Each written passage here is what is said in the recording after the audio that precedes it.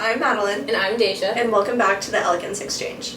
On today's episode, we're going to be talking about the elegance of the new year. Alright, so sorry guys, we took a little bit of a break. Yes, we did.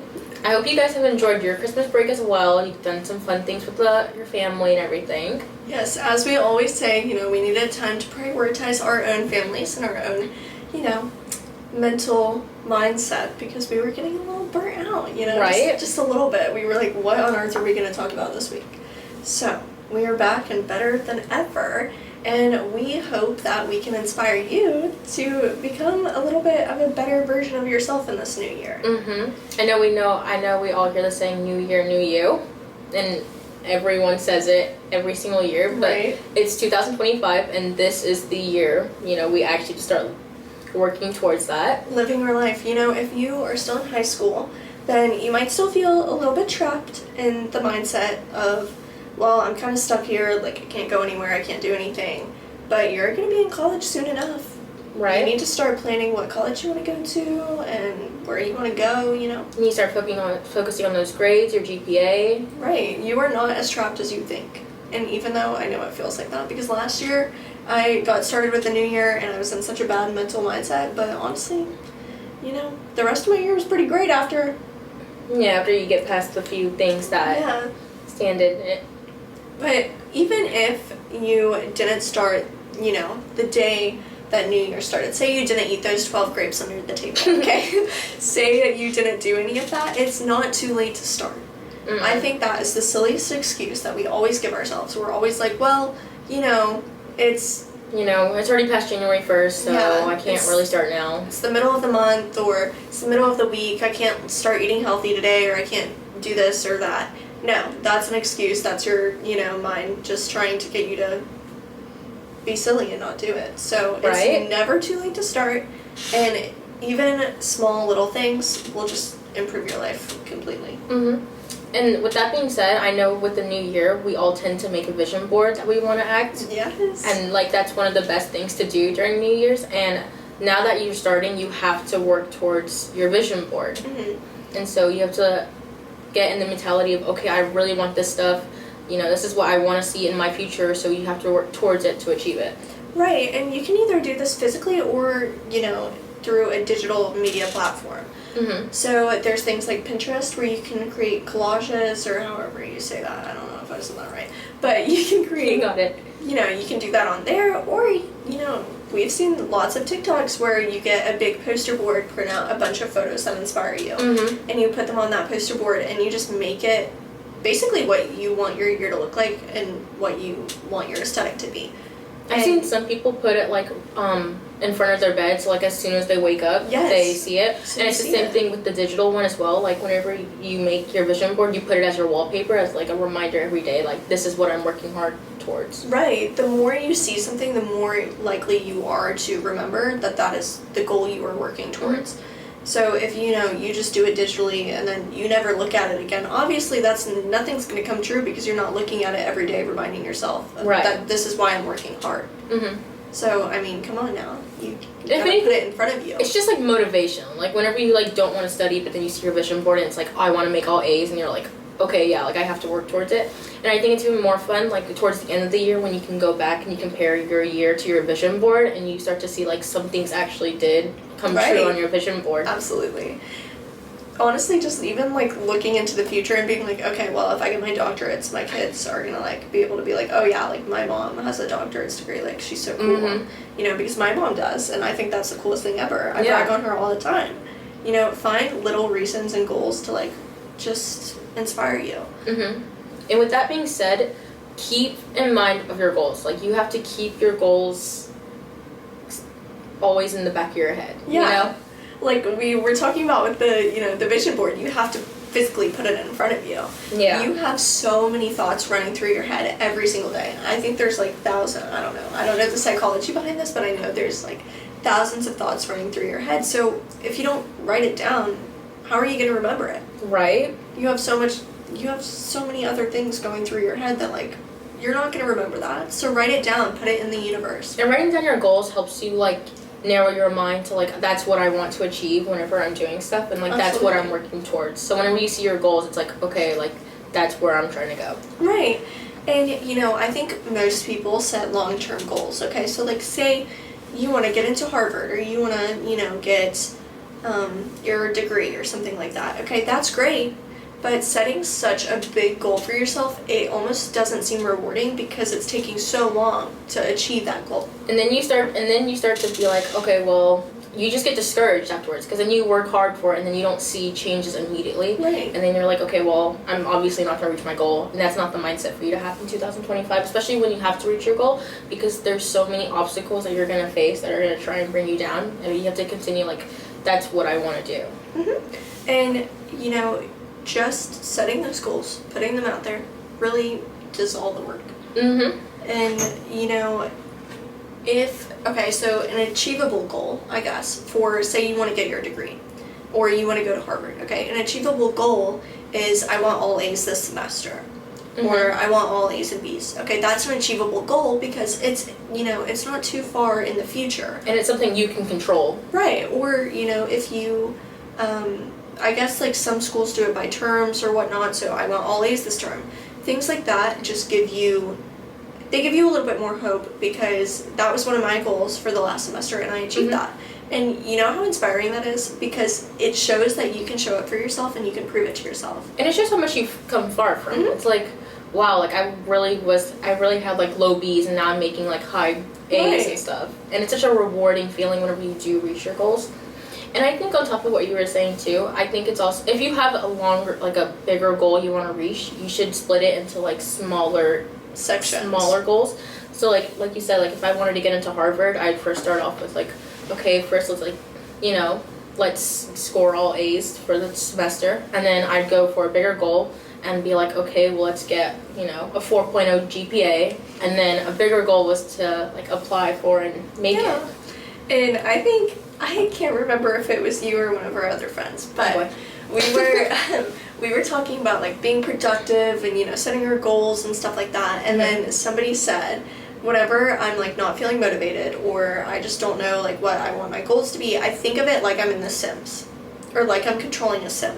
So I think I remember that. Yes. So you basically pretend that you are playing The Sims, and for those of you who don't know who this is, you might be very confused. It's like a little life simulator game. Right. You kind of play like the creator, and you control the people and their actions and the consequences. Yeah. Absolutely. So pretend that you are just a sim, or you are another person, and you are controlling every aspect of that sim's life, but it's actually you.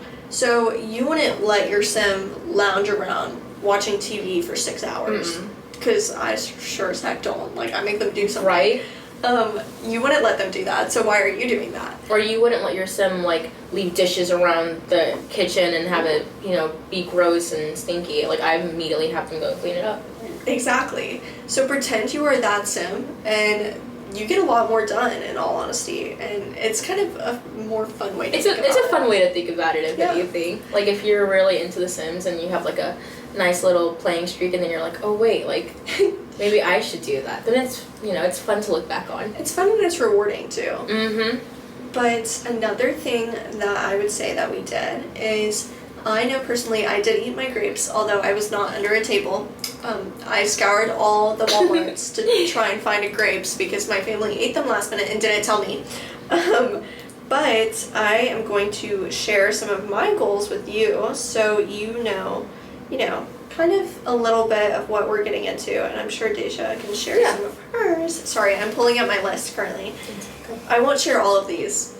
I see Deja looking at them. I won't share all of them because some of them are very high-reaching. Yeah. And I like to keep those to myself. But, so... I think it's a good drive, though. Yeah, exactly. And you don't have to tell your goals to everybody. We're just... Honestly, I think it's always better whenever you keep them to yourselves. But we're trying to inspire you here. So, I'm going to tell you some of them. Okay? So, one of them was focus on my mental health. Okay. Which last year I did a lot more, but I still want to get better at it. Finish my degree, which by, next year I should. Get a bunch of different scholarships for my bachelor's. Easy. All A's, super easy. Focus on physical health. And then go out of the country and go to New York City. So those are some of mine. So those are, your broader goals. Those are not my broken down goals, but those at least give you kind of a plan, if that makes sense. Mm-hmm. It sets your foot in the right direction. Like, it gives you, like, a bit of a platform, and then you branch off of what you're doing from there. Absolutely. Kind of like whenever you're in, I know today I was in science class. This might sound, or biology, sorry. This is going to sound super off topic, but it is on topic, I promise. I was in biology class, and whenever you're writing notes for a lecture, okay, say you're making a PowerPoint or you're writing your notes for your lecture, you write down your topic, okay, you write down your main idea, and then you underline it, or at least that's what I do. And then I put my bullet points below it. So say, your goal is to focus on your mental health, okay, so that's your main topic, that's what you underline. Your bullet points are going to be those smaller aspects that you follow. So, journaling every night or self-help books. Yes, exactly. Working out. Like, those are your smaller branches. And those help you achieve it. And if you think about it that way, it's not as intimidating.